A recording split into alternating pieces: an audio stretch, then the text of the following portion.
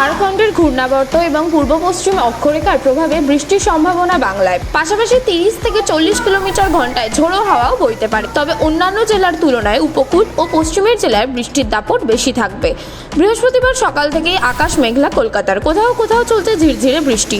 অপরদিকে 2 মেদিনীপুর, ঝাড়গ্রাম, পুরুলিয়া, বর্ধমান, বাঁকুড়ায় জারি হলুদ সতর্কতা। প্রবল আশঙ্কা ও সমুদ্র উত্তাল হওয়ার, সেই কারণেই মৎস্যজীবীদের সমুদ্রে না যাওয়ার কথা বলা হয়েছে। বৃহস্পতিবার কলকাতার সর্বোচ্চ তাপমাত্রা 31.9 ডিগ্রি সেলসিয়াস, সর্বনিম্ন তাপমাত্রা 26.7 ডিগ্রি সেলসিয়াসের আশেপাশে। বাতাসের আর্দ্রতার পরিমাণ 97%, ফলে ভ্যাপসা গরম কিছুটা থাকলেও অতিরিক্ত দাবদাহ থেকে রেহাই মিলছে আপাতত। অপরদিকে দক্ষিণবঙ্গের পাশাপাশি উত্তরবঙ্গেও রয়েছে বৃষ্টির পূর্বাভাস। বৃহস্পতিবার দার্জিলিং, জলপাইগুড়ি, আলিপুরদুয়ারে ভারী বৃষ্টির সতর্কতা থাকছে। বাকি সব জেলাতেই বজ্র বিদ্যুৎ সহ 2-1 পশলা বৃষ্টির পূর্বাভাস রয়েছে। Bureau report, sky news Bangla.